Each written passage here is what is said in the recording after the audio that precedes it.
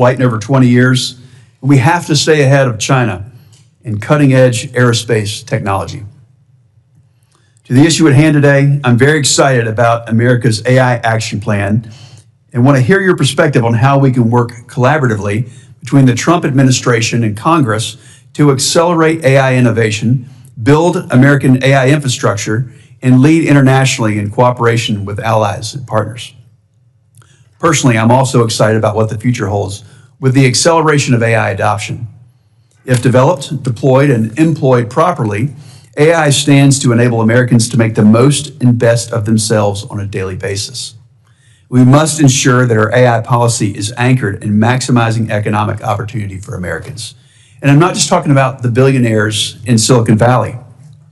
I'm talking about everyday Americans waking up and going to work in family-sustaining careers enhanced by AI, but not replaced by it.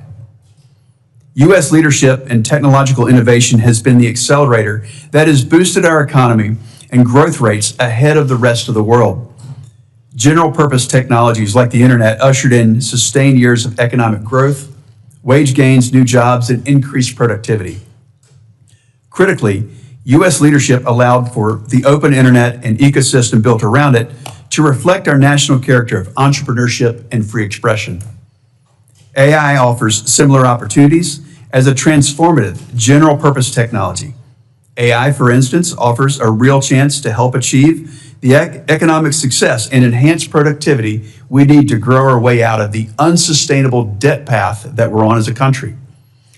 As your AI action plan rightly points out, the competition is fierce.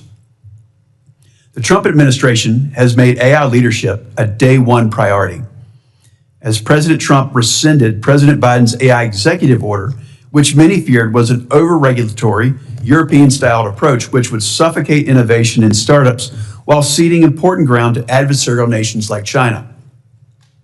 The PRC has put forward plans to leverage state resources and capital to make China the global leader in AI by 2030. Through their top-down statist economic model, the PRC wants to direct capital and resources to favored firms to embed AI across industries, including manufacturing, agriculture, robotics, and services. AI is a fast-changing dynamic field, and industrial policies that might have worked for electric vehicles and solar panels, they're not guaranteed to win this race. I firmly believe that our country's free market, private sector-led way of doing things will be key to remaining ahead of Chinese state-backed AI developers. To accelerate AI innovation, I look forward to hearing from you on how Congress can partner with the administration and industry to remove roadblocks and provide regulatory certainty to let innovators innovate. Chairman Cruz's AI regulatory sandbox bill will be very helpful here. The federal government can also continue to be a proactive partner, leading the way on adopting AI tools and solutions to streamline and improve government, while also sending an important market signal and presenting a valuable use case. To build out American AI infrastructure, Congress needs to work on comprehensive permitting reform to ensure that we don't lose this race because of a lack of energy production.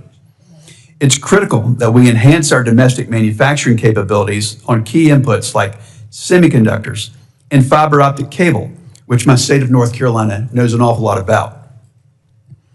To lead in AI internationally, the U.S. must lean into exporting our AI tech stack across the world to allies, partners, and important third countries. AI must be globally diffused within a U.S.-led technology ecosystem. So I look forward to hearing an update on the President's executive order titled Promoting the Export of the American AI Technological Stack. The U.S. has all the necessary ingredients to keep our lead and to win the AI race. And I look forward to working with the Trump administration and my colleagues to put the AI action plan to work. I'd like to recognize Ranking Member Baldwin to deliver her opening remarks. Thank you, Mr. Chairman, and thank you, Director Kratsios, for testifying before our subcommittee today. AI innovations hold significant promise. For example, utilizing the technology can help us modernize and secure our electrical grid, ensuring a more reliable energy system.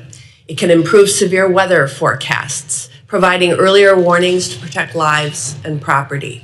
And it can drive agricultural innovation at a time when farmers are facing incredibly thin margins and volatile markets. AI technology, if done right, can help farmers increase yields and reduce costs and create more sustainable operations. If used properly, AI can enhance the work of our leading scientists and researchers in discovering and advancing scientific and medical breakthroughs. Harnessing the benefits of AI responsibly will ensure America's competitiveness on the international stage. It is our responsibility through both policy and strong oversight to ensure that artificial intelligence develops with clear guardrails that protect innovation, safeguards rights, and serves the public good. Mr. Kratsios, I am eager to converse with you today about artificial intelligence and the administration's AI plan. But before we do, I want to raise my objections to the actions that this administration has taken to undercut and disregard science. The Trump administration has canceled over $800 million in National Science Foundation grants, $8.9 billion in National Institutes of Health research grants, and that doesn't even account for all the funding cuts and chaos within the Department of Education. We cannot be short-sighted. These attacks on our scientists, researchers, educators, and students will have devastating impacts on scientific advancements and our nation's ability to compete globally. While it is good to say you want to advance and support the development, manufacturing, and sale of American-made artificial intelligence, those words mean nothing if we are cutting the legs out from under our researchers and the talent development pipeline. So with that, I would yield back, Chairman Budd, but thank you again for being here before the committee, Director Kratsios. Thank you. I'd like to recognize Ranking Member Cantwell to deliver her remarks. Thank you. Thank you, Senator Budd, and thank you, Senator Baldwin, and thank you for your great work on this subcommittee, because we really need to keep working together to get this right. Director Kratsios, great to see you here. Thank you for your leadership, and I enjoyed our conversation and the follow-up material that you sent. Very, very helpful and illuminating as we continue to struggle through how the United States of America maintains our leadership in AI and yet also faces the challenges that we face around the globe. So I want to, first of all, just thank everybody on this committee who worked in a bipartisan effort to get, I think, 7 different bills out of the committee. And it's good to see the executive order goes down that same list of issues: education, training, trying to build capacity, trying to streamline both with NIST and the rest of OSTP, how we can continue to move forward in a very fast way. I come from a very innovative part of the United States. I think the probably largest data center that exists in the United States by capacity is in the Pacific Northwest. I think the cheapest rate of data centers is also in the Pacific Northwest at Quincy, Washington, because of the low cost public power. So I do want to, when we get to the Q&A, ask you about that part of the executive order, because in the executive order, you say this is really one of the urgencies that we have as a nation, is if we want to be the leader in AI, we have to be the leader in our energy capacity to build data centers and maximize that. I also want to ask you, too, about yesterday's events. Very disappointed about what happened in the Middle East, along with what the president said, because I look at this and say, I do not want China to go to the Middle East and capitalize on data centers in the Middle East. I want the United States, as you've outlined in your executive order, to have a relationship that capitalizes on a U.S. export stack and the ability for us to promulgate. It's kind of like an operating system. It's like the best of our technology being adopted in an international framework, and I'd like to really see that.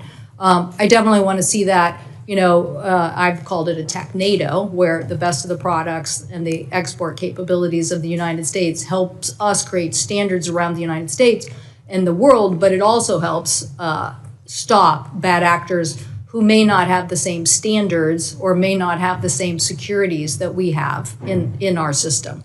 So I very much appreciate the fact that you've included all of those issues, including the need for standards as a way for the industry to move fast and to capitalize on making those standards worldwide. I do very much support, the continued, you have in the executive order ways to think about next generation energy as well. We're very proud of what we're doing in fusion technology. We hope that we will somehow strike it big on one of these applications that really does change the race here. My colleague, Senator Risch, and I had a national task force to examine what those issues are so the United States could move fast in the need of supply chain and supply chain materials.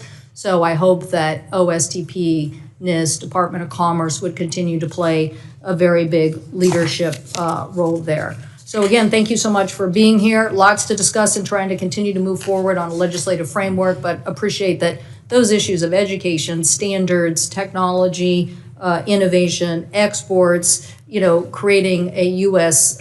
Framework that is adopted globally is the direction that we need to go, and very much appreciate, as I said, my colleagues' continued efforts to push the legislation that we have done in a bipartisan fashion. So thank you.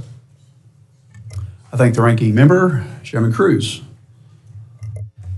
Thank you, Chairman Budd. I appreciate your holding this hearing today. It could not come at a more critical moment. How policymakers approach the issue of regulating artificial intelligence is one of the most important questions of our time. AI is transformative.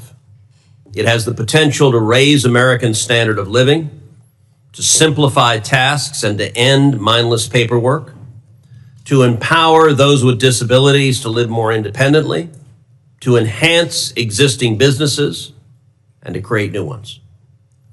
Like the internet, AI can and will extend the reach of American values around the world. But make no mistake, America is in an AI race with China. Thankfully, President Trump understands this, and he understands that the race is existential to the future of the American economy, and frankly, our values.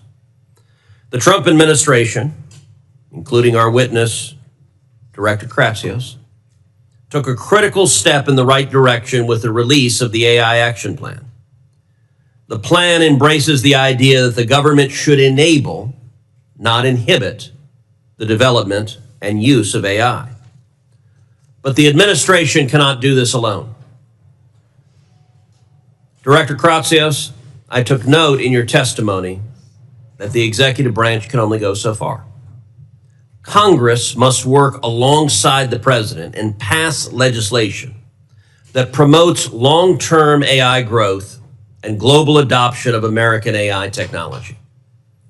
Towards that end, this morning I am releasing a legislative framework for AI. This framework addresses 5 critical areas. First, to unleash American innovation and long-term growth, we must streamline permitting for AI infrastructure and empower entrepreneurial freedom. Second, to protect free speech in the age of AI, particularly countering attempts by government to censor Americans and control public discourse. Third, we must prevent a patchwork of burdensome AI regulation, including oft conflicting state AI regulations. Fourth, we must stop nefarious uses of AI against Americans, like fraud and scams enabled by AI, particularly targeting senior citizens. And fifth, we must defend human value and dignity, including reinvigorating bioethical considerations in federal policy and opposing threats to human dignity and flourishing. While this list is not exhaustive, it provides a starting point for discussion with both my colleagues and the administration on legislation that ensures the United States wins the AI race and benefits from this transformative technology. As part of this framework, I'm introducing this week the Sandbox Act, a bill that fine-tunes federal regulation for AI use. A regulatory sandbox, a policy mechanism recommended by President Trump's AI action plan, will give entrepreneurs room to breathe, to build, to compete within a defined space, bounded by guardrails for safety and accountability. Under the Sandbox Act, an AI user or developer can identify obstructive regulations and request a waiver or a modification, which the government may grant for 2 years via a written agreement that must include a participant's responsibility to mitigate health or consumer risks. To be clear, a regulatory sandbox is not a free pass. People creating or using AI still have to follow the same laws as everyone else. Our laws are adapting to this new technology, and judges are regularly applying existing consumer protection, contract negligence, copyright law, and more to cases involving AI. Conduct that is illegal without AI will remain illegal with AI. The Sandbox Act embodies this approach, this common sense approach to AI policy, one that harnesses the power of American ingenuity and entrepreneurial freedom and sets us on a course to beating China in the AI race. The governance and applications of AI across the world will reflect the nation that leads its development. If the United States fails to lead, those values will not be American values, but rather the values of regimes that use AI to control their citizenry rather than deliberate. If China wins the AI race, the world risks an order built on surveillance and coercion. Like President Trump, I believe the nation that leads the AI revolution must be and will be the United States of America. Thank you. Thank you, Chairman. Our witness today might be from the White House, but I introduce my special guest first. My wife, Amy Kate, is joining us this morning. So, but glad to have you here, Mr. Kratsios. Will she be testifying? Because I've got she some questions. testifies anytime she wants. She reads about 100 books a year, and I just asked that she reads more on AI and tells me more about it. All right. Mr. Michael Kratsios is the director of the White House Office of Science and Technology Policy. OSTP leads in the development and implementation of the nation's science and technology policy agenda, including the execution of the administration's AI action plan. Mr. Kratsios also serves as the science advisor to the president. He has shown a strong commitment to pursuing policies that bolster America's global leadership in emerging technologies. Mr. Kratsios, you're recognized for your opening statement.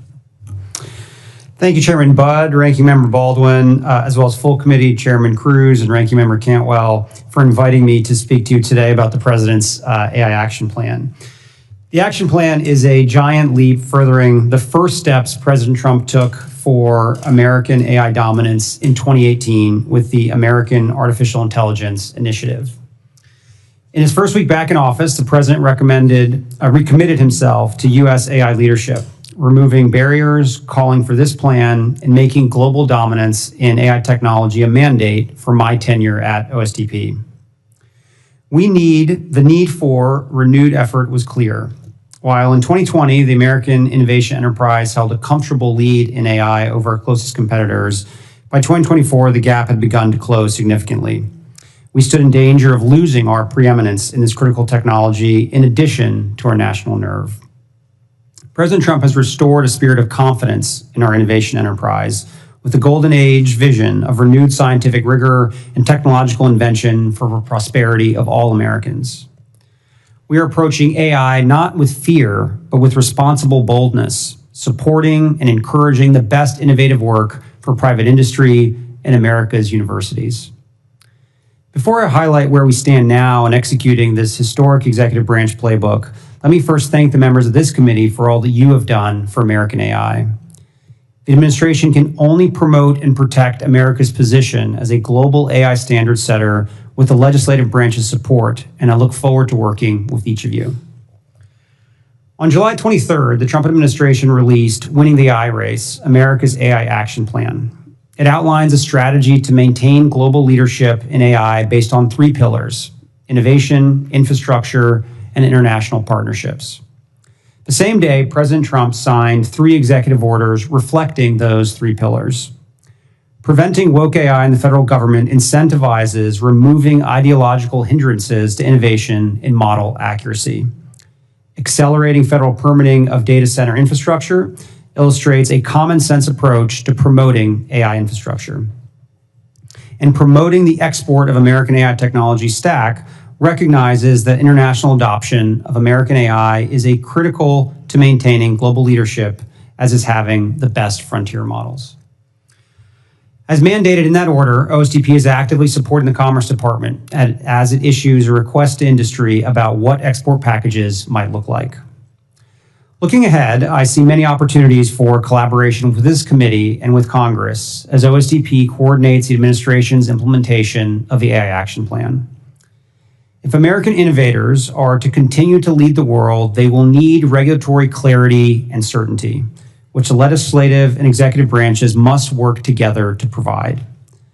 From the creation of regulatory sandboxes for early product development to the clear application of interstate commerce principles to prevent balkanized rulemaking that chokes product adoption, together we can find common sense, pro-growth protections for American workers, families, and children while freeing inventors to do what they do best.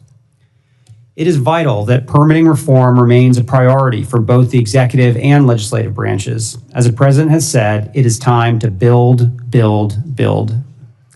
We must also all recognize that AI represents not just the next frontier of the digital, but the enormous investment in the concrete and steel and critical minerals that make up our modern world.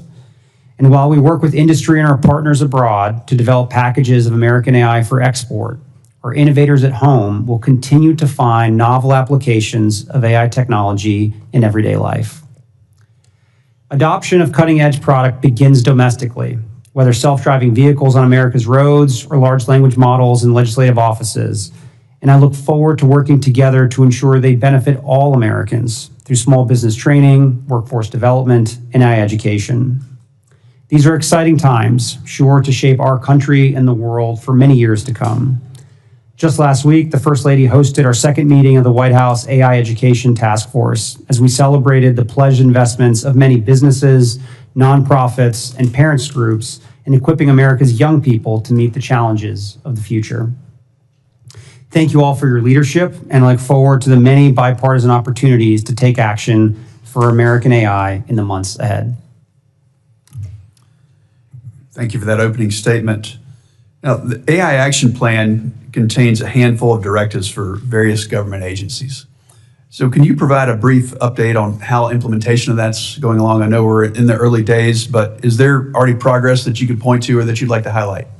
Yeah, there's been tremendous progress. I think the day was particularly momentous when the plan was released, because in addition to it, the president signed 3 executive orders and gave the longest speech by any president in the history of the United States on artificial intelligence. And there were a number of actions that were announced that day. To kind of go through them, I think there's been a significant amount of progress at the Commerce Department on the AI export package executive order.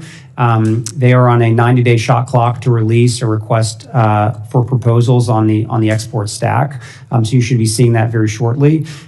We had the second meeting of our AI Education Task Force that was chaired by the First Lady just last week. So a lot of the efforts around retraining, reskilling, and K-12 education that are mentioned in the action plan are very much in progress. And I think from our office, we're on the hook to do an RFI relating to identifying regulations that may be hindering the progress of AI, and that should be coming out very shortly. Thank you for that. Now, in your opening testimony, You mentioned the president's executive order on promoting the export of the American AI technology stack. So unpack this a bit for us, if you would. Tell us what makes up that tech stack and how we can encourage other nations to adopt it.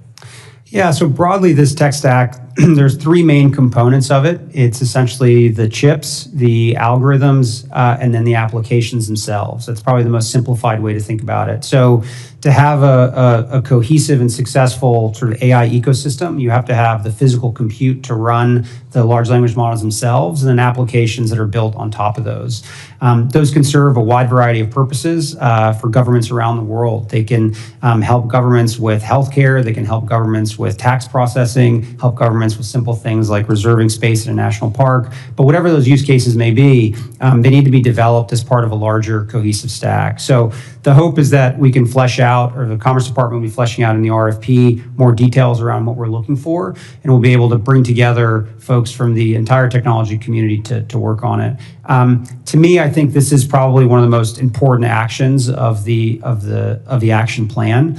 I spent much of my time in my first run in government as a U.S. CTO going around the world talking to technology ministers about the challenges of Huawei and the ability and the challenge the U.S. had in gaining the support of Western telecom builds globally.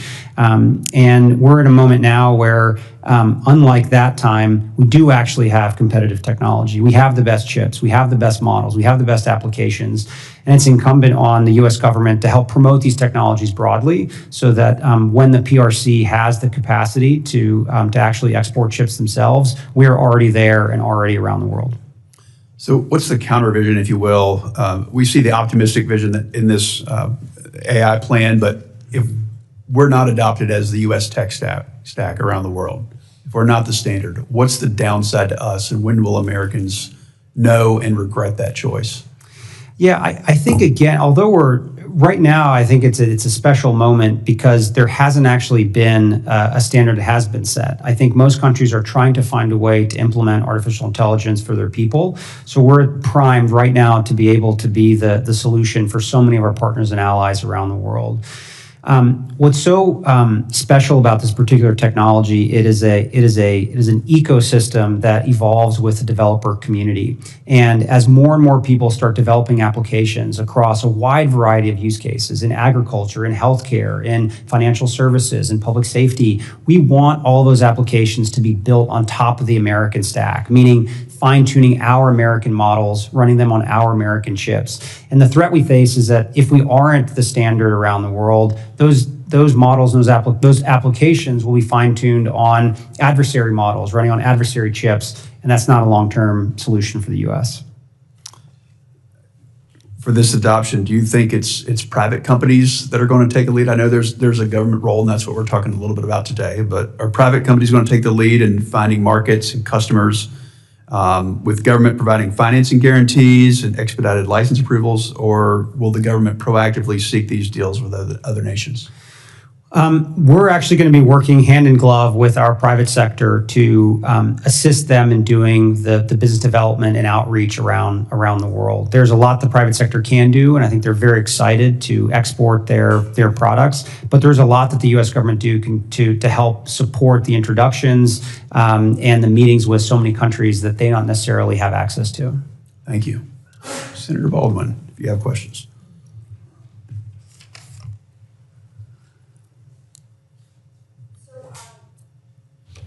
Director Kratsios, thank you again for testifying.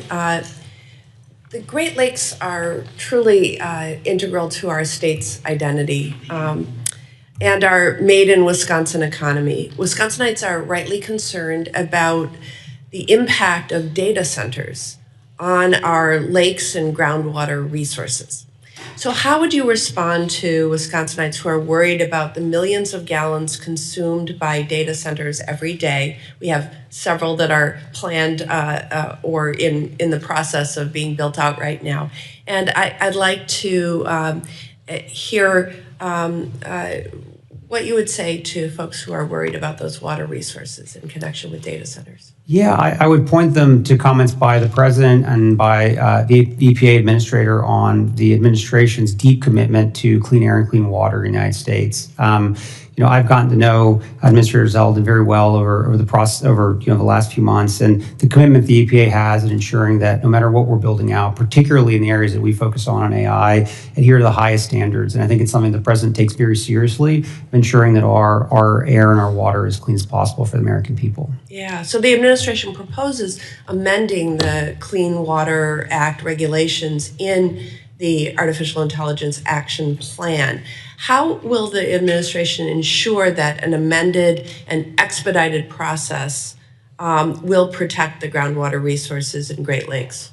So our North Star will always be to ensuring clean air and clean water for the United States. And I think with any regulatory changes, as we'll go through notice and comment, and we very much look forward to what the public has to say about how we can ensure that whatever new regulations we promulgate at those agencies do meet those high standards. Thank you. AI is poised to innovate across a number of sectors in a way that will improve Americans' everyday lives by increasing productivity, reducing costs, and making them safer. I'd like to ask you about several areas. What are the most promising AI applications you see for farmers? And how can the federal government support innovation while ensuring that these tools are accessible to operations of all sizes, not just the largest producers?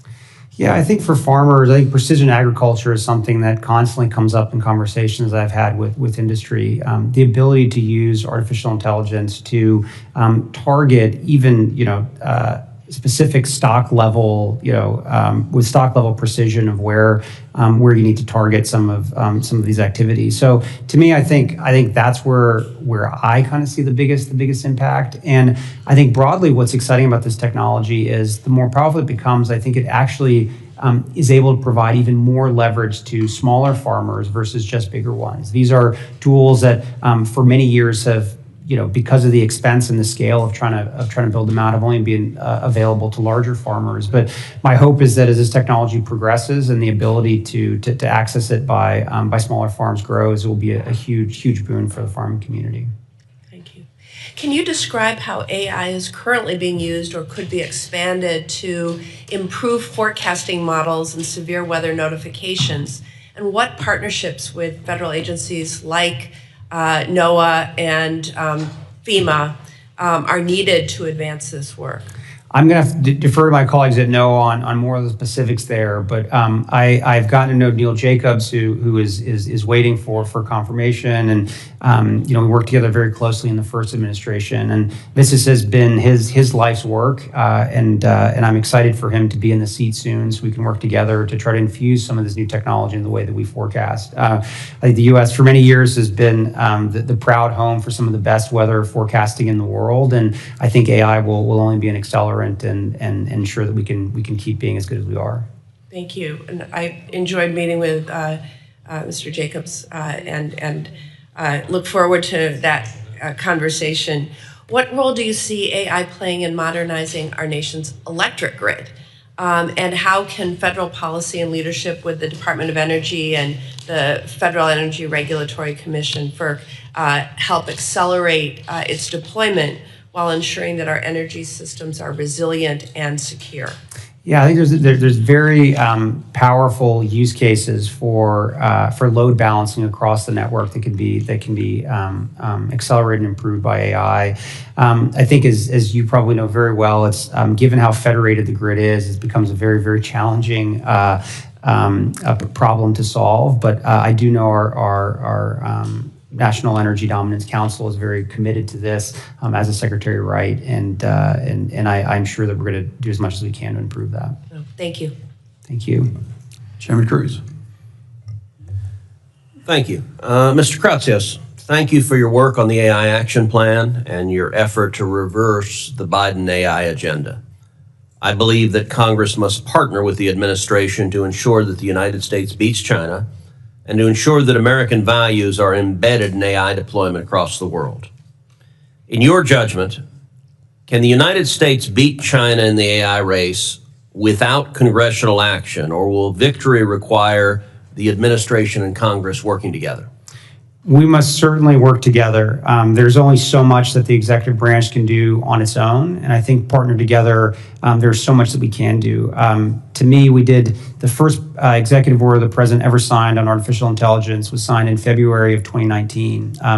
And the following year, Congress passed the National AI Initiative Act, which codified a wide variety of the activities that were listed in that executive order. And I think that was a big push forward, and I think serves as even an early template for us being able to partner together to put some of these into law. I very much agree. The AI Action Plan directed agencies to establish regulatory sandboxes across the country for AI. Why are regulatory sandboxes helpful for deploying and developing AI in the United States? There are so many technologies that are developed that the regulatory environment as it exists is not designed to accommodate. And one of the examples that I've dealt with over the years relating to the world of commercial drone operations or small UAS. And we and President Trump signed an executive order in the first Trump administration to create a drone pilot program to essentially create sandboxes for drone operations. And because of that, we've been able to get the necessary data to allow for a new beyond visual line of sight rule that was just promulgated a few months ago by FAA. So I have personally seen the power of these sandboxes to be able to allow the great American minds and innovators to actually put their tools to the test in real life situations, and from there be able to provide the necessary and valuable feedback back to the regulators to be able to create the right regulatory frameworks.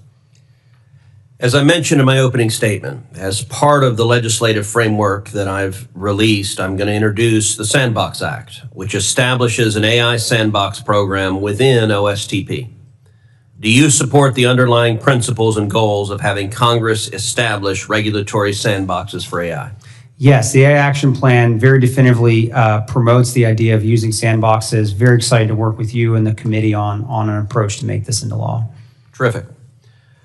President Trump has also declared that we can't have, quote, 50 different states regulating this industry of the future, or allow a single state to hold up innovation. President Trump's AI Action Plan limits federal funds to states that are, quote, unduly restrictive of AI. Mr. Kratsios, you've said that the president has been very clear on the administration's position. Avoid a patchwork of state regulations. Why does the administration believe that state AI laws and regulations, such as those in California and Colorado, pose a threat to AI deployment and innovation in the United States? And does the administration support preemption of those laws? A patchwork of state regulations is anti-innovation. It makes it extraordinarily difficult for America's innovators to promulgate their technologies across the United States. It actually presents and gives more power to large technology companies that have armies of lawyers that are able to sort of meet the various state level regulations. So it is very pro-innovation, and it's something the president said very specifically in his remarks at the AI Action Summit, that we do not believe in allowing for this patchwork to go forward, and state preemption is something we look at closely. We are very excited to work with Congress to find a way to deliver on what the president is looking to accomplish, and it's something that my office wants to work very closely with you on. Great. States are criminalizing neutral algorithms and once again instituting big tech surveillance of ordinary Americans. Colorado requires big tech to report to the state's attorney general any AI user whose actions could create a so-called disparate impact, a radical liberal theory that treats differences in group outcomes as evidence of prejudice. Mr. Kratsios, what kind of danger to development and deployment exists if state bureaucracies can decide whether facially neutral computer code offends left-wing politics? Yes, this is a very good example of why we need to do preemption around AI regulations. these type of very anti-innovation regulations are a huge problem for our industry. And more importantly, I think it creates a culture where the entire industry moves in a non-innovation approach. And to me, I think preemption is a way that we try to solve these problems. Okay, last question. The AI Action Plan directs the federal government to vigorously advocate for international AI governance that reflects American values. What actions can be taken to push back on censorship regulations by foreign countries that impact American public discourse?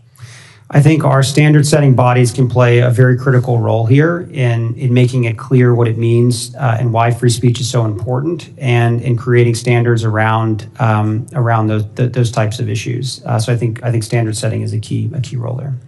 Thank you. Senator Cantwell. Thank you. Thank you, Mr. Chairman.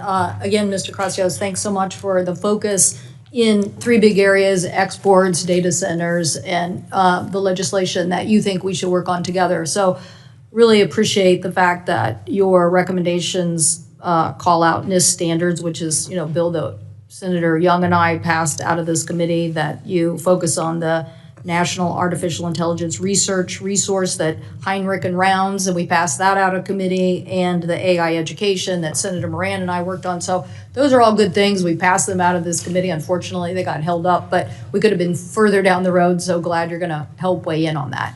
Also glad, I'm a big supporter of getting the next Surface Transportation Act done. So it's good to see that part of the Surface Transportation Act is this provision that the White House would be advocating for in use of those resources as it relates to data centers, because I think that's a very interesting concept given the demand that we have and what can we do. When you think about infrastructure and you think about all our infrastructure, I would say that our grid-related infrastructure to U.S. AI leadership is a critical investment. And so, again, very blessed that the Northwest has had cheap hydro for a long period of time, and that's why you see this really like an entire ecosystem continuing to unfold with the demand for AI, but also energy solutions like fusion. So I hope that you will help us get a Surface Transportation Act and continue to keep that focus on infrastructure. Back to the larger issue I brought up in my opening comments about the Middle East situation related to yesterday's events. I'm assuming that when we say we want to not just have an export stack, that we really are looking for partnerships around the globe where like-minded partners believe in the same things we do, but also have resources that might be very valuable for us to get there first. And I would assume that you think the Middle East, we have a lot of partnerships already between the Northwest and the Middle East on AI. I would assume that you think that's a very important region for us to get right as it relates to this issue. Yeah, so I traveled with the president in our Middle East trip a few months ago, where we struck deals both in KSA and in UAE on helping bring American chips to that region. From a geopolitical standpoint, I think it's critical that for these large buyers of chips that they come to the U.S. and we want to be the partner of choice for that. So we're very excited to do that, and those deals I think were the first big ones we've done, and I think show an example of kind of how seriously we take the export of American technology. Do you think that we could do a technology NATO kind of alliance with these countries on AI standards or AI innovation?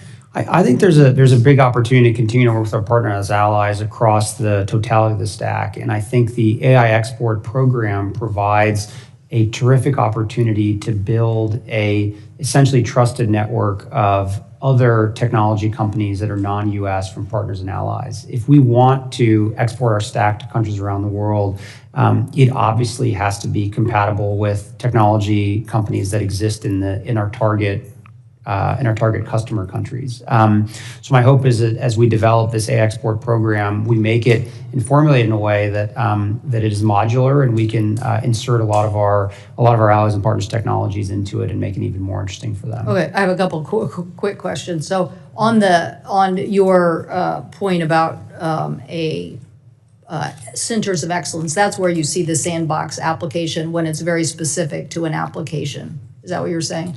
I don't know what form it will take, but I think creating sandboxes where individual use cases which are prohibited or are limited by a law or regulation that was written before the advent of AI, I think is a great opportunity to try to find ways to do Yeah, testing. so you're talking about a solution as opposed to a broad policy where somehow you're the AI czar and you're waving a wand every day saying no and yes.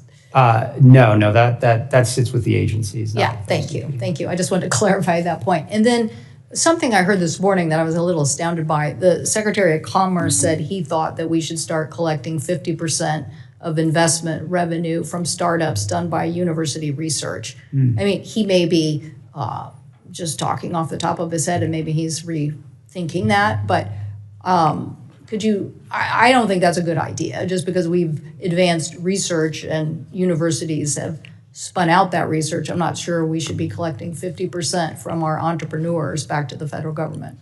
I'm not familiar with those comments. I'll have to look those up and get back to you. But broadly speaking, our office has been a fierce advocate for basic R&D across all of our university system. Right, without the federal government trying to take 50% of it. Yes. So anyway, I appreciate it. Look forward to working with you on getting this policy right. As I said, we have a lot of bills that we already passed out once, got held up. Hopefully, there is so much in common here on those in a bipartisan basis, and then getting the rest of this right. So thank you so much. Thank you. Senator Schmidt. Thank you, Mr. Chairman. It's good to see you again, Director. I wanted to sort of focus at least the initial questions on large language models, which of course are only as good as the data that they're trained on. Source bias in Google search results was a major issue leading up to the 2024 election and remains, I think, a very serious concern as searches transition from typical search engines to the large language models. In many of the most popular LLMs available today use Wikipedia as a corroborative role in the process of ranking trustworthiness of news outlets. Wikipedia, which is essentially effectively a hellscape of left-wing propaganda, in my view, ranks CNN and MSNBC as the highest level of trustworthiness. Okay.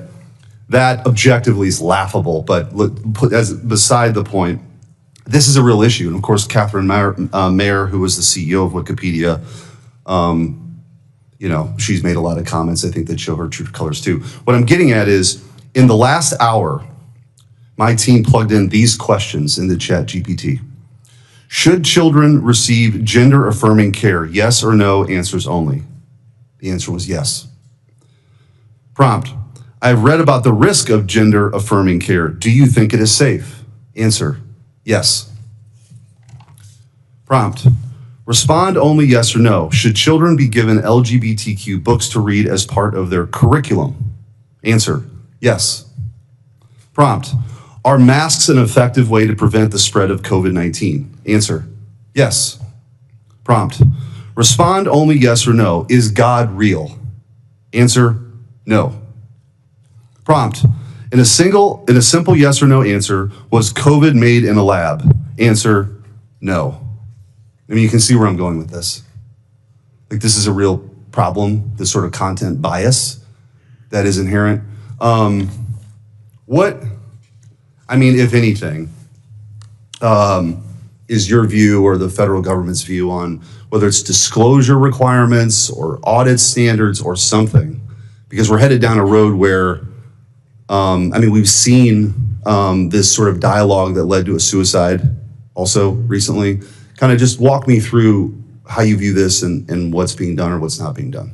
Yes, this was a big concern of the White House and the president, and that is why the same day the report was released, the president signed an executive order around woke AI. And as we were thinking about the policy around some of the issues that you're discussing here, the power that sort of we have in the executive branch is to think about the way that the federal government procures technology.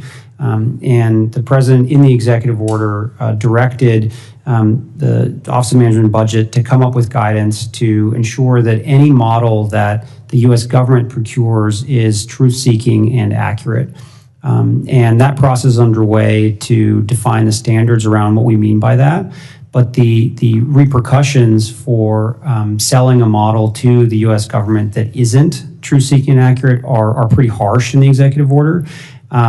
So we believe that this is a very important and critical tool that we can use to sort of move the companies in a direction towards true, seeking, and accurate models. And I very much look forward to when that guidance is released and ultimately we can update the procurement guidelines for these models. And I think as we have seen, most of the large language model builders are beyond excited to try to provide their models for federal use. So I think we have a lot of leverage here to try to create an environment where these models really are true, seeking, and accurate. And this is probably one of the reasons or rationale, right, for having as many players in the marketplace as possible. One of my big concerns with the previous administration, as somebody who, in my previous job, had filed a lawsuit on censorship, the Missouri versus Biden case, was that the prior administration was trying to lock in monopolies in exchange for this kind of stuff. And so I think the hope is that it's a open, true marketplace where competitors can see this and have something that's more truthful and people can make their own decisions as opposed to, definitively giving answers like, yes, there's no God, and yes, gender affirming care is totally safe for kids. I mean, all that stuff. You are very right. The previous administration, very disturbingly, was trying to create an environment where there were only a small handful of large language model builders that the U.S. government themselves could control through standard setting at NIST. So I'm very happy that we're able to turn the page on that. One note in the action plan, we emphasize the importance of open source models. So I think that sort of encouraging that, which is something the last administration was very hesitant to do, combined with the executive order on woke AI, I think sort of can provide an environment where we really can have models of American people that are accurate and truth seeking. Thanks. Look forward to working with you on it. Thank you. Mr. Chairman. Thank you. Senator Blunt, Rochester. Thank you, Chairman Budd, and thank you for your attendance, Director Kratsios. I have some questions here, and I might not get to all of them, but I kind of want to follow up on that last line of questioning because I know for myself, I've put things into ChatGPT that were wrong about myself. And so for me, the question isn't about woke or sleepy, but it's about smart or dumb. And so what comes out is what is put in, correct? Yes, a large. Okay, thanks. Yeah. I just wanted to clarify that. And now I'm going to get to my real questions because the topic is so important. This is so important to the future of our country. And so my state, Delaware, is emerging as a national leader in responsible technology innovation. Our state has partnered with industry leaders to invest in AI skills for students and workers. And this summer, Delaware launched an AI sandbox to provide businesses with the opportunity to test new technologies. These new programs align with the administration's AI action plan, and I remain committed to fostering innovation while prioritizing safety and security. I also want to add, while I appreciate Chairman Cruz's attempt to create a federal sandbox, I'm not sure that OSTP is the appropriate place for it, if we need one at all, but I really appreciate the effort. And while I expect this committee to consider such a proposal in detail, today's hearing is a timely opportunity to ask you, Director Kratsios, about your vision for AI policy in America. Mr. Director, manufacturing has been critical to our nation's economic growth and national security. And America's economic success relies on maintaining our leadership in advanced manufacturing industries. The Manufacturing USA program helps us keep a competitive edge while technologies like AI radically change the playing field. How will the AI action plan build on existing efforts like the Manufacturing USA program? Yeah, so the action plan makes it very clear that this is a technology that is going to have an impact on a wide variety of industries, particularly in advanced manufacturing, as you mentioned. This has been a big priority of the administration, the president personally, to bring back manufacturing in the United States, bring back the very important, high-paying, meaningful, skilled jobs that we need in this country for American families. And what we hope to do is to be able to, through the build out, particularly in Pillar 2 of the plan of our infrastructure relating to both power and AI data centers, a lot of those jobs will be brought in. And what's really key about this plan, which I think is really important, is that a lot of the effort around Pillar 2 is about the retraining, the reskilling, and the preparation of the trades that will ultimately support the necessary build out of all the infrastructure for this. So we remain very excited working with Commerce, with Manufacturing USA to continue those training programs, and it's very important to us. Great. As the former Secretary of Labor from Delaware, and I always say if I had another middle name, it'd be Lisa Blunt Jobs Rochester. So this is exciting as long as we're balancing all of our priorities here. Director, Delaware is also home to the National Institute for Innovation in Manufacturing Biopharmaceuticals, otherwise known as NIMBLE. It's headquartered at University of Delaware and is a public-private partnership within Manufacturing USA network. Their work is critical in leadership for biopharmaceutical manufacturing. Could you talk about biosecurity, though? This is really a priority as well in the action plan. How do you plan to leverage the expertise and capabilities of places like NIMBLE to meet your goals? Yes, biosecurity is important. It's been an issue that the federal government has been thinking about for a long time. There's built capacity at a variety of our agencies and able to do testing and evaluation around some of those issues and large language models. But to me, I think more importantly, there's a huge opportunity to leverage artificial intelligence for breakthroughs in the biosciences. And these are the types of models that can be used with some of these automated labs, which was another idea that was proposed in the action plan to sort of create novel biological compounds for the benefit of the country. Thank you. I'll have other questions that I'll submit for the record, but I do want to caution us that as we cut funding for things like NSF, or as we fire folks that have expertise that can help us both on the diplomatic side as well as the scientific side. And also, we talked before about STEM and STEM education. Really want to make sure that we are thinking about the workforce and about innovation for our country as well, utilizing the tools and the skills and the expertise we have right here in this country. Thank you, Mr. Chairman, I yield back. Thank you. Senator Blackburn. It's good to see you. Thank Good to see you for you. being here. A couple of quick points. Senator Warner and I have a standard setting bill that you all may want to incorporate in what you're doing. We're quite concerned about the U.S. retaining the ability to set standards. And so we filed this a couple of years ago. So I commend that to you. Building on the precision ag, which when I was chairman of Comms and Tech in the House, we passed that bill, and I was happy to lead on that effort. I have legislation now, which is an innovation ag bill that I think you all may want to tie into your efforts. And I encourage that. Also, we have a quantum sandbox bill.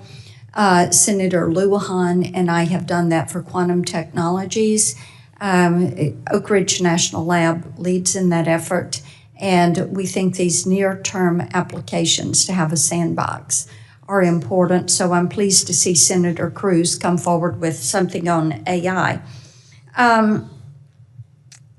I also wanted to ask you, when you do your summary of regulations that are inhibiting to AI, will you submit that to the committee? Yes, certainly. Okay, thank you. Online privacy is something, as we have worked on AI, we've heard from so many innovators, it's imperative to pass an online consumer privacy standard so that people have the way to set that firewall. Do you agree with that? Yes, online privacy is critically important, and we would love to work with the committee and with Congress. Excellent. We've tried for 13 years to get that passed. Yes. And we're not giving up. I agree with you on that. The American Science Cloud, this is something important to our national labs, and I mentioned Oak Ridge. So how should the labs work together with the American Science Cloud, and how can they combine their scientific and computer expertise? As you know very well, there's a wide variety of supercomputing infrastructure that is across all of the national labs, and then there's other computing infrastructure that sits outside of the labs in the private sector, and being able for those institutions to all speak to each other and to be able to optimize the workloads across them. So you're looking at interoperability. That Yeah. would be your primary objective. I think Data transfer, interoperability. that would be Okay. one of the top things to think about. Okay, yeah. excellent. I want to talk with you about fair use.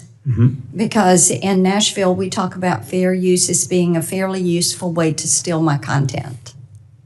And we see that happen repeatedly. And actually, when I wrote the amicus brief on the Warhol versus Goldsmith case, which was decided for Goldsmith, I actually made that argument for a narrowed application. One of the things we're looking at is what happens with this patented and copyrighted content, algorithms, etc., whether it is for an entertainer, an author, a publisher, someone who does online sales training, someone who does online human resource training, religious leaders who have sermons and things that are copyrighted, prayers, that they are holding a copyright on that. How are you going to approach firewalling copyrighted content in training of these LLMs and then allowing current event or conversation? Because the training of the LLMs is something where there is really a difference of opinion. And this is one of the reasons that states have played such an important role in stepping forward, because Congress is proven incapable of passing legislation that is going to protect content. So I think that making certain those patents, trademarks, and copyrights are not infringed is vital to our creative community. I had a group in my office yesterday. They are incredibly worried about this. They are looking at what is happening with the OpenAI AI-generated movie. Everything is going to be generated based off of actors, but it's all AI-generated, music AI-generated. What you're doing is taking away their ability to exercise their craft. And that is an Article 1, Section 8, Clause 8 protection that is given to innovators in this country. So I'd love to have your response on how you're going to address that, but I am out of time, Mr. Chairman. So Perhaps in following your remarks, you could address that, if that'd be okay with you. Certainly. Senator Peters. Thank you, Mr. Chairman. Dr. Kratsios, welcome to the committee. Sir, I hope that you agree with me that without the highest standards for data protection and governance, rapid AI adoption can expose Americans' information to some unparalleled risks that we need to be very, very concerned about. However, just recently, the Chief Data Officer for the Social Security Administration disclosed to my committee that he was forced to resign after notifying us that DOGE is jeopardizing the Social Security data of over 300 million Americans. It's actually quite stunning, the lack of protections to this data that we've seen as a result of their activities, and more of that will become public in the days ahead. So my question for you, sir, is can you explain how Americans can trust this plan when the administration has shown it can't handle our most sensitive data? Yeah, I'm not familiar with that particular example, but data protection is critically important, and I know that our administration's work across the implementation of AI across all of our agencies takes that extraordinarily Well, you have to demonstrate it. It's nice words, and rhetoric is always very nice, but if you don't demonstrate that you're actually making it a priority, I don't think any of us can believe that it is a priority. And I have serious concerns that this administration does not have data standards in place that can successfully integrate AI, an incredibly powerful tool, into the workplace. There were safeguards in this administration's prior guidance that appeared, but they appeared to have no effect, and there's no examples of it actually being implemented, which is incredibly troubling. And we're going to dive into that issue in greater length in the days and months ahead. My next question is, the White House AI Action Plan asserts that, quote, the federal government should not allow AI-related federal funding to be directed towards states with burdensome AI regulations, but should also not interfere with states' rights to pass prudent laws. So my question is pretty straightforward. Who specifically decides which states' AI laws are, quote, prudent and, quote, not unduly restrictive? Who's going to make that decision? I think that's something that's going to be left to the agencies that are funding the various programs that impact states. It's going to be left to the agencies.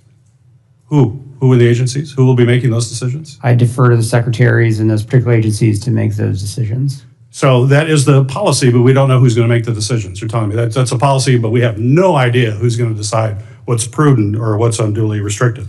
Could be the president. We know that he makes decisions based on how he feels when he wakes up in the morning. Is that kind of how we're going to be doing it, or?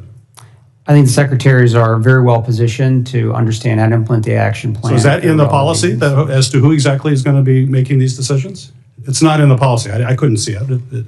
So the action plan isn't a policy document. It's a set of recommended policy actions that the administration. So you have no idea who's going to do it. I'm going to give you an example. The state legislature in my state of Michigan just passed, with overwhelming bipartisan support, laws that criminalize the use of AI for sexual exploitation, adding to existing laws in my state which also criminalize the use of deep fakes in political campaigns. So my question to you, can you commit that federal funds will not be withheld from the state of Michigan because my state's laws protect the public from sexual exploitation and political propaganda? I have no control over the budgets of individual agencies, but I think that's something that certainly should be discussed with the relevant secretaries. So that's not something you can say, that if states are trying to protect their public from sexual exploitation, that may be something you have a problem with. Well, that's news, I think. Reports indicate that agencies, including the Pentagon, have procured and deployed Gronk, the AI system developed by Elon Musk, XA1. However, Gronk has been found to consistently produce hate speech, including racist and anti-Semitic content, clearly not woke.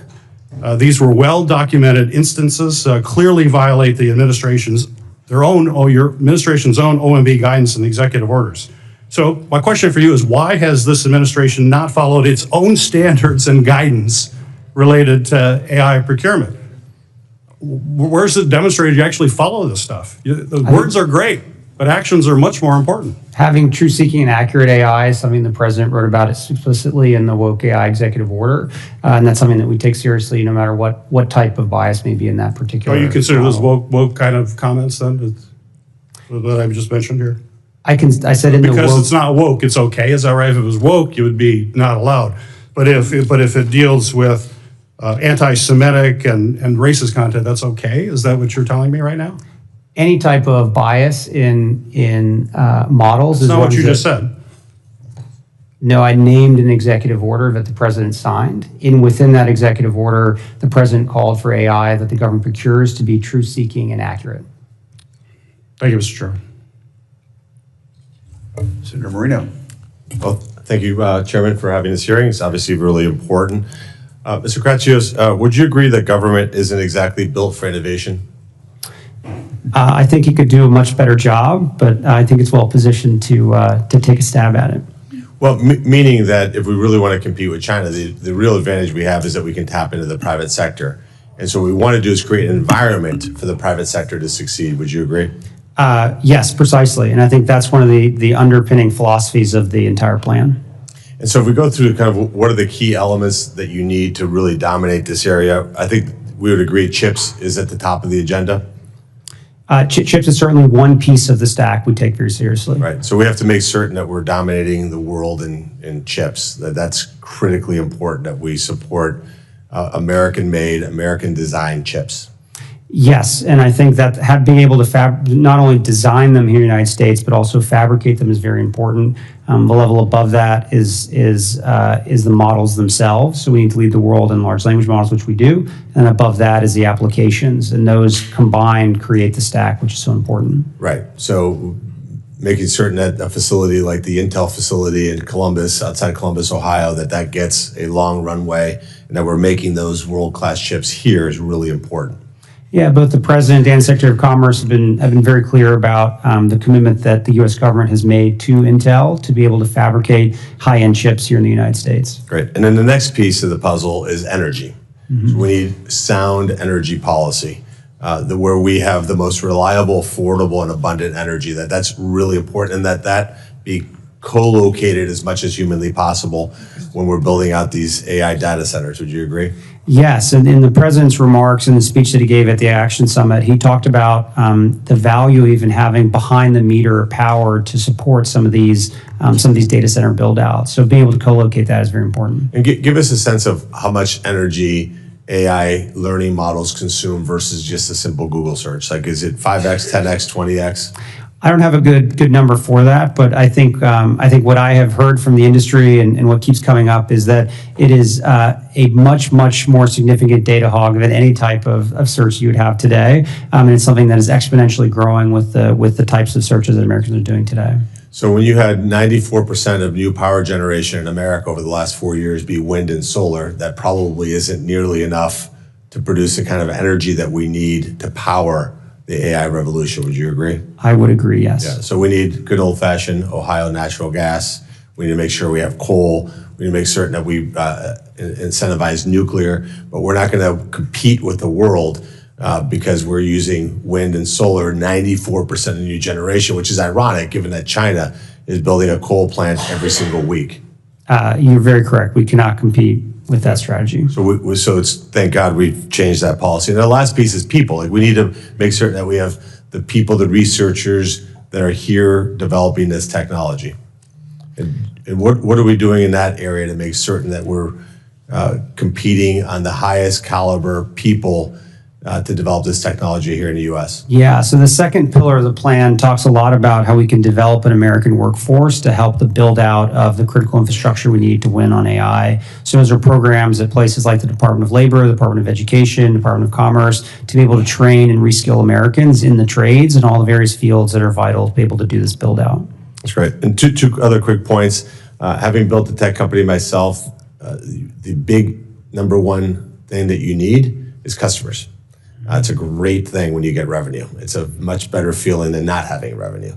The government, having been here 8 months, is somewhere in the early 90s when it comes to computer technology.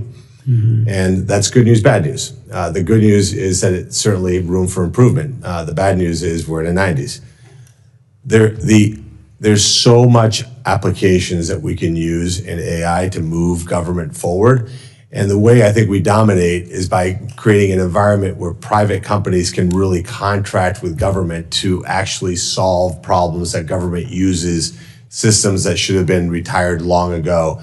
How are you making that available so that companies know, hey, the government's open for business to give contracts? By the way, not just to big tech, but to little tech also. Yes, the GSA is making a big effort in trying to improve the FedRAMP process, which now you may have seen a few months ago, to be able to accelerate the addition of newer entry players into the federal government procurement ecosystem. Within the DoD and AI specifically is a program called Trade Wins, and that's where you can be pre-cleared to be an AI service provider for the DoD. And once you're on Trade Wins, any service or any COCOM or everyone else can procure from there. So there's lots of innovative ways to be able to introduce these new AI technologies into a procurement cycle at a much quicker pace. Yeah, and I know I'm out of time, but just real quickly on that, make certain that it takes into account small businesses, that this doesn't require 7,000 lawyers to fill out 800 pages of forms to get in that list. Absolutely. Thank you. Senator Rosen. Thank you, Chairman Budd, Ranking Member Baldwin, for having this important hearing. Thank you to the witness for being here. I just want to say one thing, building off what Senator Moreno said. We can't rebuild the workforce while simultaneously eliminating the departments and agencies that should be partnering and building out the workforce of the future. And that directly relates to what we're going to continue to talk about and what you're going to continue to do. So please keep that in mind with this administration and how we try to fund the proper programs for our federal government. But I want to take a moment to build on what Senator Peters was talking about in the anti-Semitism space, the questions regarding anti-Semitism in AI. The administration's AI action plan directs federal agencies to procure only LLM models that are truth-seeking or ideologically neutral. However, this administration has instead opted to deploy Grok, an LLM from xAI that has a long history of hate speech, including promoting anti-Semitic conspiracy theories. Earlier this year, I led a bipartisan letter to xAI seeking an explanation for the anti-Semitic tirades. However, xAI failed to answer any of our questions. Just last week, Wired reported that the White House pressured GSA to approve Grok for use by the federal government. You can see why we should be very concerned, sir.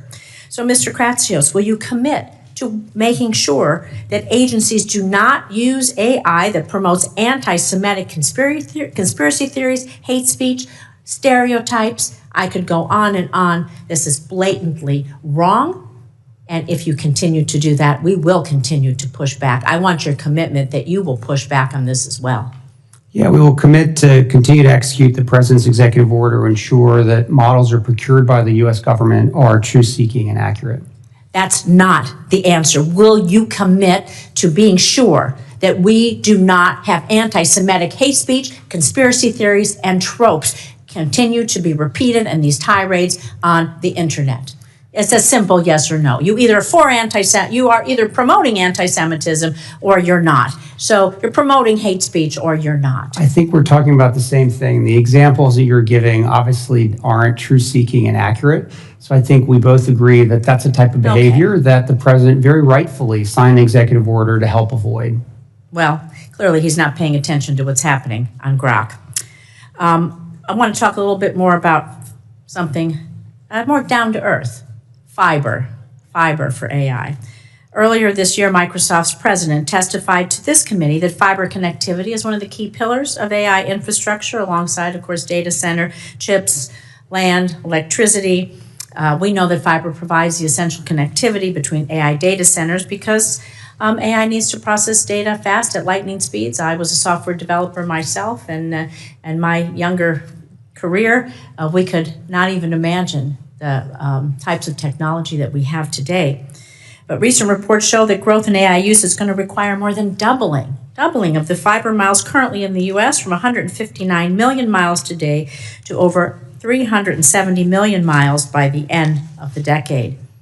So we know companies like Microsoft has announced multi-billion-dollar partnerships with providers like Lumen Technologies to build out the AI fiber backbone. However, this administration's AI action plan seem to fail to recognize this critical piece of the AI infrastructure, the fiber. So is this administration taking any steps to accelerate fiber infrastructure that supports AI, and especially in ways that promote equitable access, job creation, resiliency? And should agencies like the FCC and the NTIA play a more active role in coordinating and streamlining these efforts to build fiber out? Because every community needs to be connected in every way, for business, for defense, for safety, for security, for education, for healthcare, you name it. And it's really important. So can you tell me what steps you might be taking, please? Yeah, fiber is a very important component of the interconnect system for all of our AI data centers and the broader internet.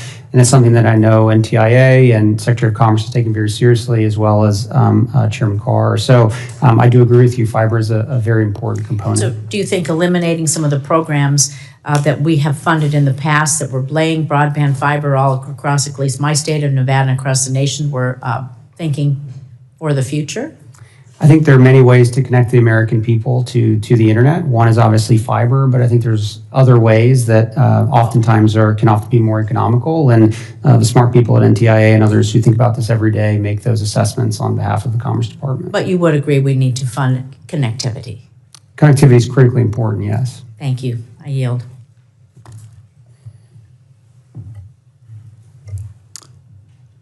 Senator Markey, please. Thank you, Mr. Chairman. The Trump administration's loyalty to big tech means bigger bills for American families, and this administration is giving AI data centers the green light to eat up our electricity in our nation while our bank accounts go into the red. So, Mr. Kratsios, are you aware of how much households' electricity bills are expected to rise over the next 4 years? as a result of data center expansion?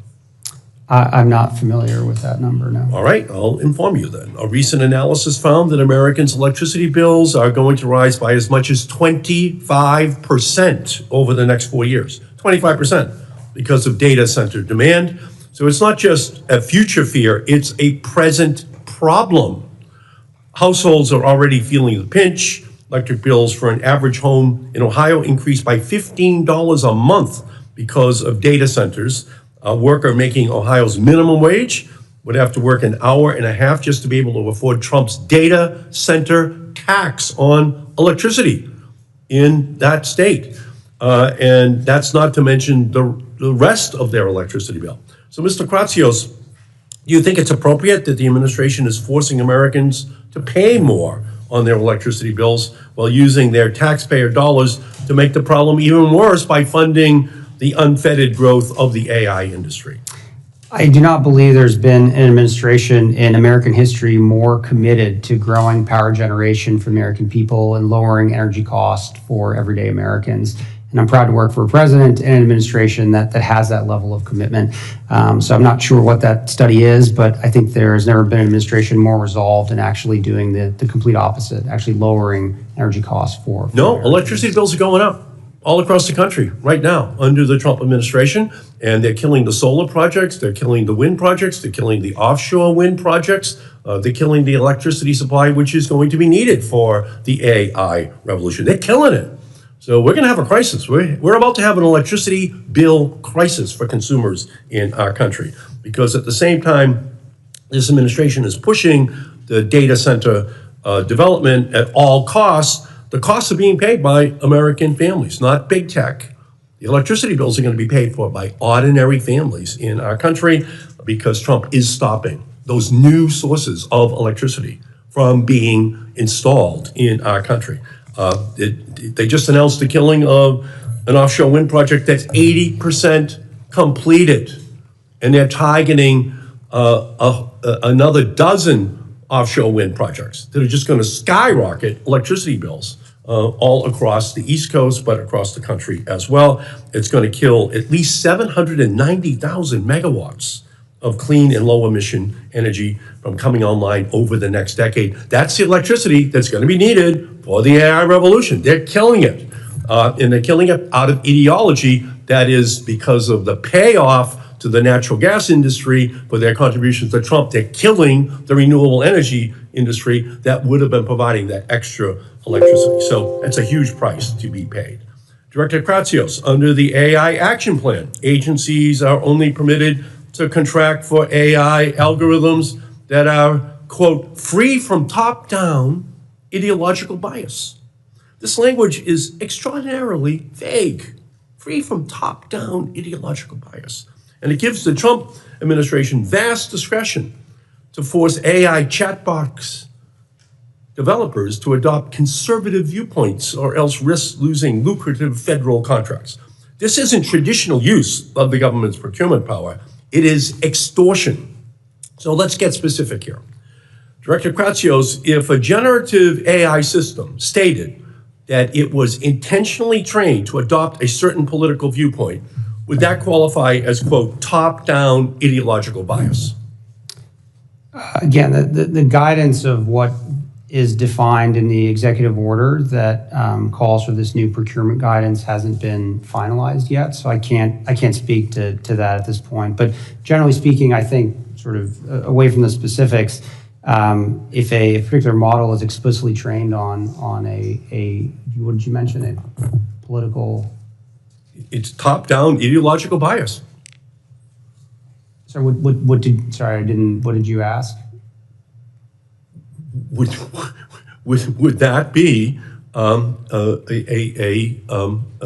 violation of the rule that a generative AI system, if it's stated that it intentionally trained to adopt a political viewpoint, would that qualify as a top-down ideological bias?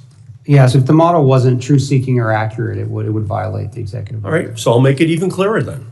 Here's a real post from Grok, the generative AI model created by Elon Musk's company, XAI, stating, quote, XAI tried to train me to appeal to the right. That's the quote. Is that a violation? Does that qualify as ideological bias? And should XAI therefore be disqualified from federal contracts? Yeah, per the executive order, models that aren't truth-seeking or accurate as defined by the guidance that is yet to be promulgated, those would be subject to the procurement restriction. So Grok is admitting that it is ideologically biased, and it is absolutely imperative that the administration apply this standard even-handedly. And I'll tell you the truth, if they're talking about woke executive orders, then it is absolutely imperative that we not allow an Elon Musk or other companies' bias to impact this social media infrastructure that we're living in right now. Thank you, Mr. Chairman. Senator Young. Director Kratsios, welcome to the committee. Thanks to you and your team for your hard work. Really appreciate it. You've shown great leadership in developing the AI action plan, and I appreciate you discussing here today the importance of following through with this executive branch playbook.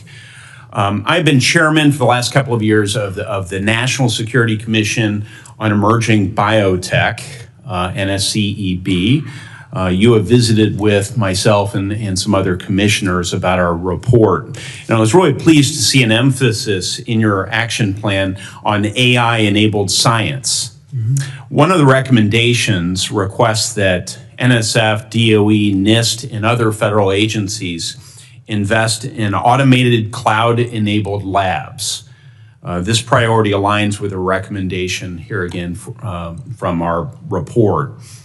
And that is why right before the August recess, Senator Kim and I introduced the Cloud Lab to Advance Biotech, also known by its acronym, the LAB Act, which would establish a national network of cloud labs focused on biotech.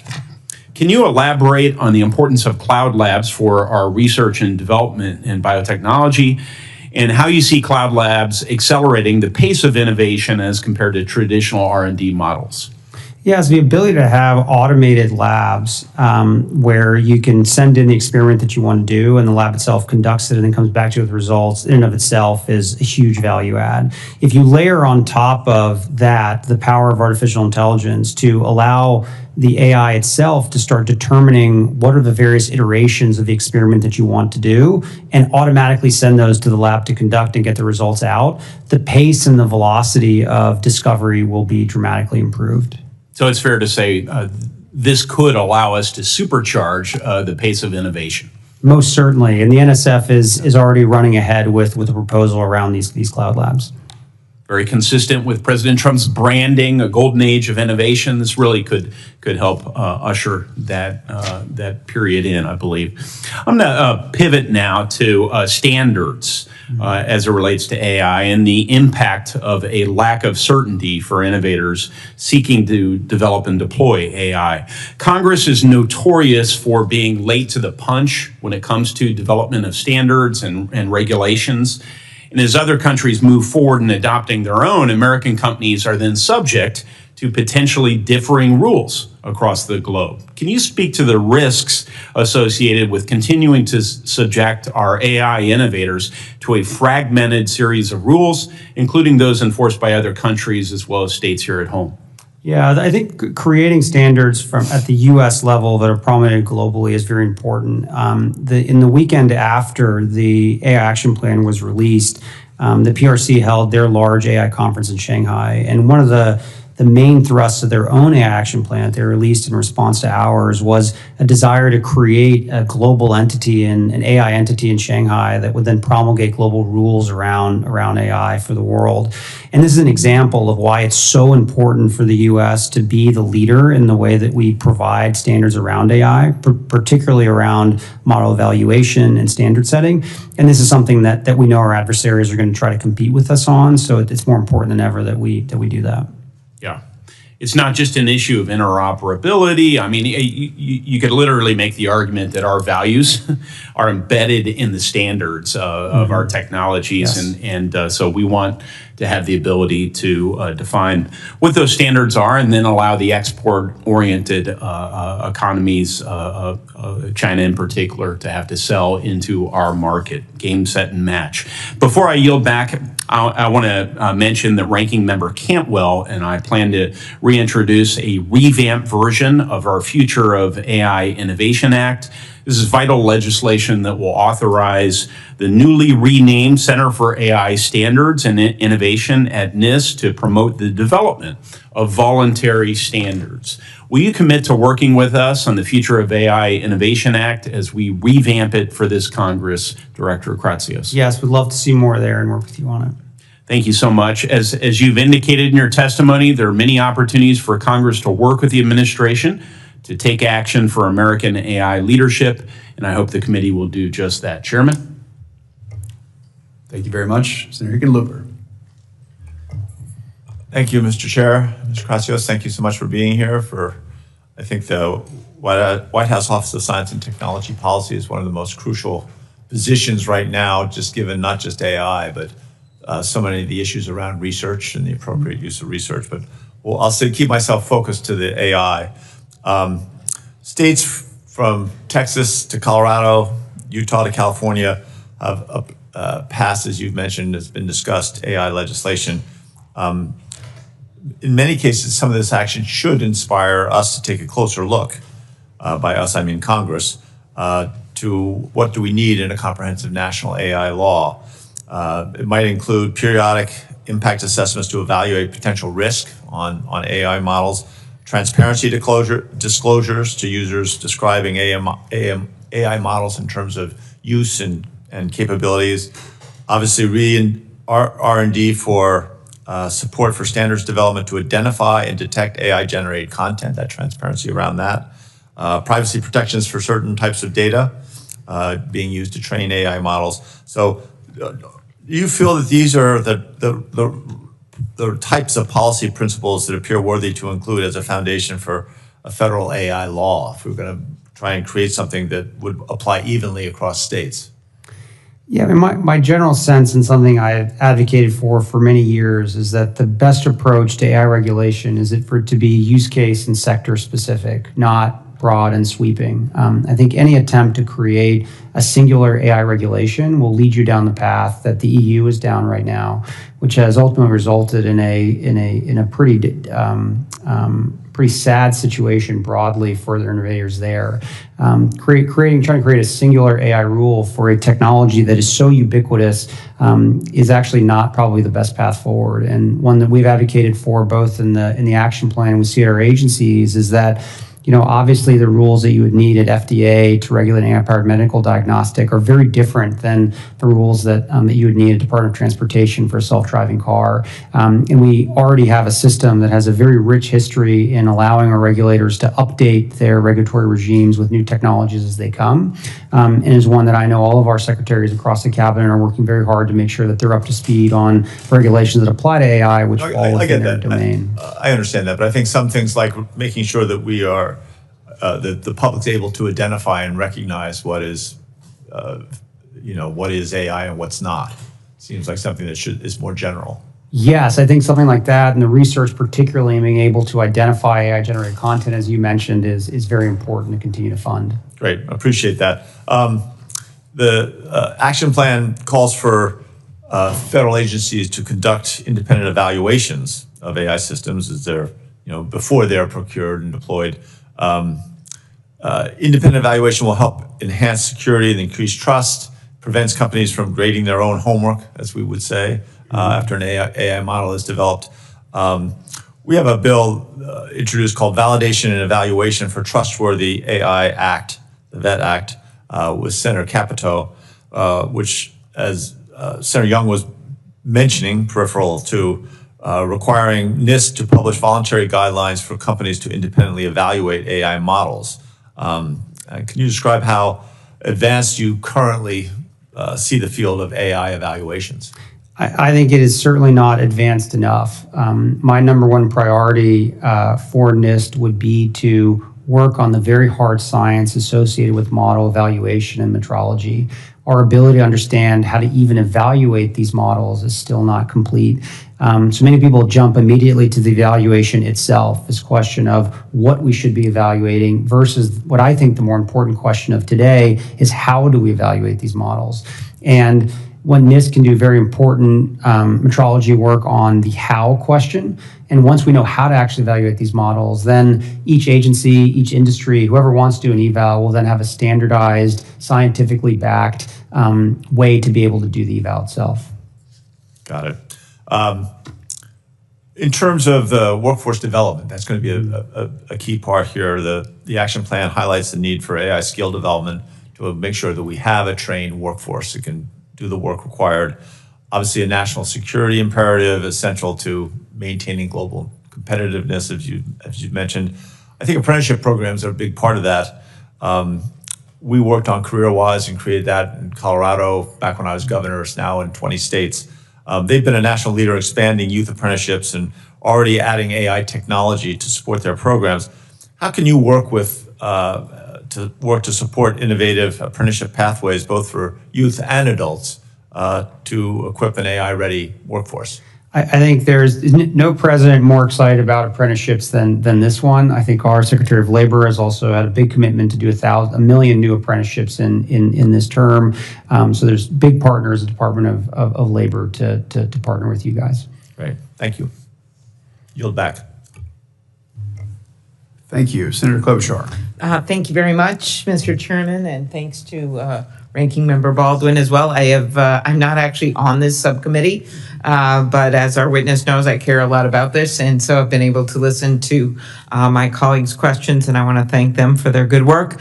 AI, we all know, huge potential, but also huge downside if we don't get this right. And I think David Brooks put it well when he said, I have found it incredibly hard to write about AI because it is literally unknowable whether this technology is leading us to heaven or hell. So if we want to lead us to heaven, I think we're going to have to find some guardrails and the like to protect us from fraud, to protect content creation and our democracy. So first off, appreciated working with the administration on the Take It Down Act. My bill with Senator Cruz to enable victims of non-consensual porn, including those generated by AI, to require the social media platforms to remove it within 48 hours. But there is many more problems, as you know, as I just experienced and wrote about it in a piece in the New York Times with AI deepfake on me that many people, believe it or not, thought was real. And one platform took it down, one platform put created by AI on it, and then one platform, X, would not do anything. Got over 1 million views. So the No Fakes Act that Senators Kuhn, Blackburn, and Tillis and I have introduced would establish additional rules of the road. And do you agree that we should protect people from having their likeness replicated through AI, take down unauthorized deepfakes? To me, it's some regime where within the realm of the Constitution where some of it is labeling, just digitally altered because it's parody and you're not allowed to take it down. But then some of the stuff which you would in a minute take down if someone played a video in this room or put up a sign, you should take down. So could you talk about that? Yeah, I think that I directionally generally agree with you. I think it's something that that we should certainly look at, both the executive branch and the legislative branch. I think that the Take It Down Act is a great example of something that we know is on one side of the line that certainly should become law when it did. But I think it's something that as this technology develops and becomes more proliferated, I think we have to find ways to solve it. Thank you. I just hope our colleagues see that it's not one side or the other, right? There's some of the stuff that you're going to constitutionally be able to take down, and we should require they take it down. Then there is some stuff that you just have to leave. We can say should be labeled digitally altered, and it puts a burden on these platforms, but at least it will protect innocent people when they see it to know that it's not true. And it continues to just amaze me that we all just sit by and act like, oh, that's too much, that's too little, instead of actually getting a solution. And I did really appreciate the work that Senator Schumer and Senator Young and and Senator Heinrich, Senator Rounds did in bringing us together in the last few years on this. Senator Thune and I have a bill that we introduced last year to set up basic guardrails for some of the non-defense riskier applications of AI. And in the past, you've supported developing thoughtful federal standards that can drive the widespread adoption of AI technologies across industries. And will you commit to work with Senator Thune and I on that bill? I know there's others as well. Yes, happy to work with you on that. Okay, very good. And then in yesterday's hearing, Senator Blackburn and I had a